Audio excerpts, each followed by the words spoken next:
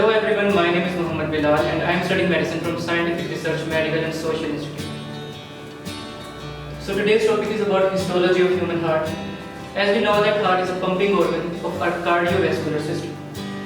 For our convenience, we can divide heart into two parts, left heart and right heart. It has four chambers, right atrium, right ventricle, left atrium and left ventricle. If we talk about the wall of the human heart, we can clearly see that there are three layers: endocardium, myocardium and epicardium. Endocardium is nothing but it is homologous to the tunica intima of the blood vessels. It is lined by the endothelium, and beneath this endothelium there is a layer, this very thin layer which is called subendothelial layer. So if we talk about the attachment of endocardium to the myocardium, which is the middle layer of the wall of the human heart, we can clearly see that there is a layer, some endocardial layer, which performs its functions to attach the endocardium to myocardium. So next, you can see in this diagram, these are three layers: endocardium, myocardium and epicardium. Here you can see that epicardium is nothing but the visceral layer of the pericardium. Basically, pericardium is itself a layer.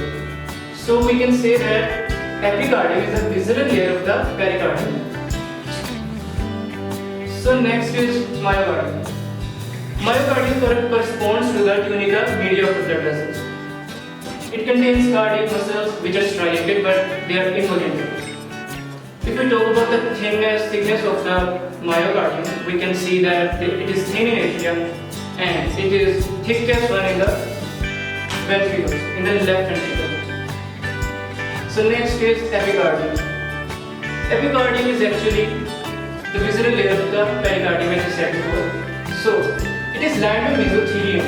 Beneath this mesothelium there is a connective tissue which contains so many elastic fibers which makes this layer elastic.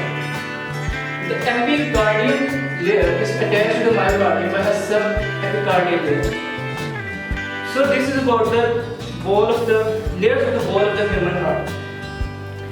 Next is introduction to the cardiomyocytes. The cardiac muscle fibers are basically called cardiomyocytes. Cardiomyocytes are elongated, they are branching, and you can see that they show the sections due to the light and dark branch. Each of the cardiomyocytes contain only one nucleus, and in strained conditions we can see that there is a intercalated disc, basically many intercalated discs, which are, you can see that they are the junctional regions between the adjacent cardiac muscles, and the seen as darkly stained close bands, which are called the intercalated discs. The intercalated discs are especially junctions regions which contain three types of junctions.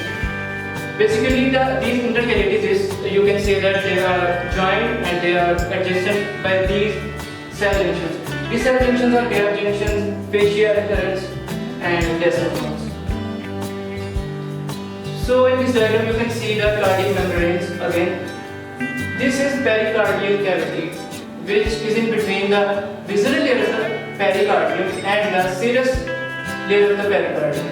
Basically, pericardium is divided into further three layers: fibrous pericardium, and then serous, and then visceral. Here you can see the myocardium, which is the middle layer, and endocardium, which is the innermost layer. So you can also say that epicardium is the outer layer but not the outermost, because it's the visceral layer of the pericardium. So we can say that the pericardium is the outermost layer in respect to the whole of the human heart.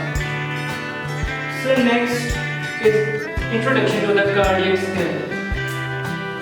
Cardiac skeleton is nothing but it is a skeleton, you can say the dense connective tissue, the skeleton of dense connective tissue, which contains basic three main components: the annuli fibrosi, the trigona fibrosa, and septum membranacea. If we talk about trigona fibrosa, the third component, it basically connects the annuli fibrosi with each other. And the septum membranacea is the upper part, is located in the upper part of the interventricular septum. So come to the annuli fibrosa, which are the rings of the dense connective tissue. And what the annuli fibrosa functions to encircle the two AV balls. We actually see the AV ball in the heart. So, and the other annuli fibrosa surround the aorta and the pulmonary trunk in the heart. So, if we talk about the musculatures, the atrial and the vascular musculatures, there is a dense collagenous tissue in these atrial and ventricular musculatures.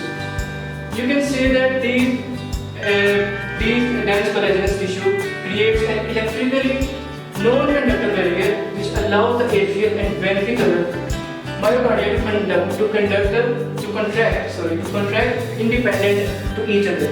Basically, this collagenous tissue in between the atrial and ventricular musculatures enable the mitochondria of the atrial and ventricular myocardium so that they contract independently.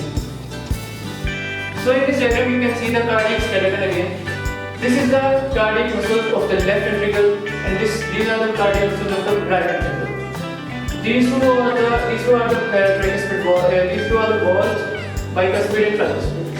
So this is the cardiac skeleton, and in above you can see the pulmonary, semilunar wall and aortic wall. So this is about cardiac skeleton. So next is impulse generating and conducting system of the heart. Basically, the impulses in the heart basically are the causes of the rhythmic contraction of the atria and ventricles. For the contraction of myocardium, the rhythmic stimulus is obtained at the SC node, which is also known as coronary atrial node. The main function of the SC node acts as a pacemaker. You can say that it stimulates spontaneous rhythmic contraction of the atrial myocardium. The SC node is located in the bore of the right atrium, just lateral to the junction of the superior right aorta. So next is AV node. If we talk about the location of the AV node, it is just beneath the endocardium of the medial of the wall of the right atrium at the base of the interventricular septum. So basically, AV node, the impulse traveling through the atrial wall, the electrical impulse reaches the AV node coming from the AC node as I said before. So the AV node initiates the contraction of the ventricular myocardium.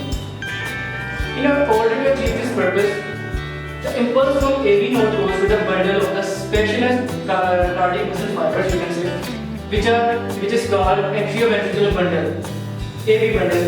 You can also say bundle of His, which is nothing but it separates into two branches, right bundle branch and the left bundle branch. And if we talk about the activation of the myocardium, these two branches, the right and left bundle branch of the bundle of His, basically are playing important role in the activation of the myocardium. These two right and left bundle branches are meant for the activation, and both branches of the AV bundle produce a complex network of the muscle fibers, large cardiac muscle fibers, which are called as Purkinje fibers. Purkinje fibers, in simple words, you can say they are the large cardiac muscles which are conducting fibers. So in this diagram you can see the histology as well as the gross anatomy of the heart. So this is the aorta and this is the vena cava. This is left atrium, right atrium. These are the two nodes. This is the SA node. This is the SA node, which is also acts as a pacemaker. And this is left atrium and right atrium. Here you can see the bundle of His. In next diagram I will show you. And these are the Purkinje fibers. So this is about Purkinje fibers and the nodes of the heart. So now I will discuss the composition of the SA and AV nodes. SA node is composed of a network of specialized cardiac muscle fibers. So its diameter is 3 to 4 micrometer. And these fibers are joined by the gap junctions and the tassels. If we talk about the cardiomyocytes of the SA node, they are basically embedded in the fibrous ventricle, which contains nerve and blood vessels.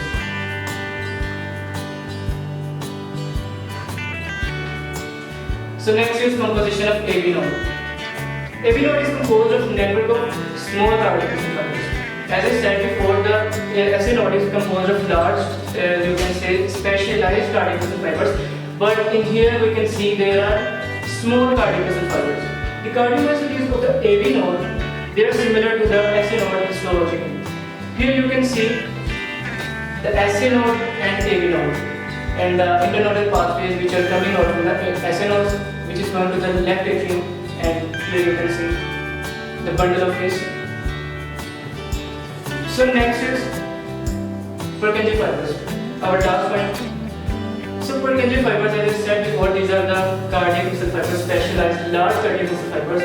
You can also say conducting myofibrils. So their main function is to conduct the electrical impulses, and there are sodium channels, especially voltage gated sodium channels in the plasma lemma of the Purkinje fibers, which enable the Purkinje fibers to conduct the electrical impulses rapidly. Here you can see in the circle, these are the Purkinje fibers which are conducting the electrical impulses. And if we talk about the cytoplasm of the Purkinje fibers, we can see that there are a lot of mitochondria which contains the glycogen granules, which are used for further purposes. And this is all about the histology of human heart. I hope you understood clearly. Thank you so much.